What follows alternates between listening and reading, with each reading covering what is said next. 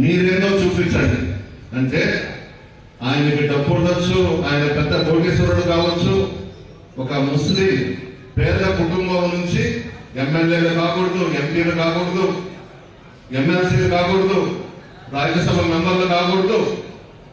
ఏమి తప్పు చేశారు? పేదవాడు పైకి రాకూడదా రాజకీయంగా?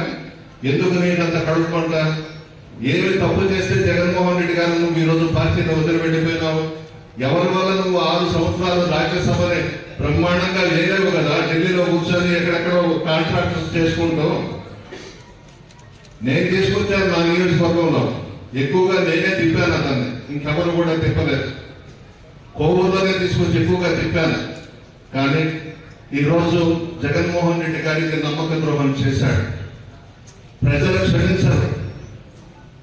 విజయసాయి అన్న ఎంపీ అభ్యర్థి అవ్వడం మనందరి అదృష్టం. మంచి మనసులో మహారాజు, ప్రజల కష్టాలు తెలిసినటువంటి వ్యక్తి, పార్టీ నాయకులు కార్యకర్తల కష్టాలు తెలిసినటువంటి వ్యక్తి. మనలో ఒకటిగా ఉంటాడే కానీ నేనేదో రాజ్యసభ మెంబర్ని, జగన్మోహన్ రెడ్డి గారికి అత్యంత సన్నిహితుడిని అనే గర్వం ఏ రోజు ప్రదర్శించలేదు నాకు తెలిసినంత వరకు. మంచి మనసుతోనే మన మధ్య ఉన్నాడు. అందరూ బాగుండాలని కోరుకుంటారు. విజయసాయి రెడ్డి గారి దగ్గర ఎప్పుడు కూడా నేను కోటీశ్వరులను చూడలేదు. ఆయన ఓపిక, ఎంతమంది ఏ జిల్లా నుంచి వచ్చినా, ఏ నియోజకవర్గం నుంచి వచ్చినా విజయవాడలో దగ్గర కూర్చొని పెట్టుకుని మాట్లాడతాడు. నేనే సాక్ష్యం. చాలా మంది మన జిల్లా వాళ్ళే కాదు, ఇతర జిల్లా వాళ్ళను కూడా దగ్గర పెట్టుకుని మంచి మనసుతో మనసు విప్పి మాట్లాడతాడు. అక్కడ డబ్బు మాట్లాడుతుంది, ఇక్కడ మనసు మాట్లాడుతుంది. విజయసాయి రెడ్డి గారు పరాయి జిల్లా నుంచి రాలేదు, మన జిల్లా వాసి. నెల్లూరు జిల్లా సింహపురి సింహం విజయసాయి రెడ్డి గారు. వాళ్ళకి నిద్ర లేదు.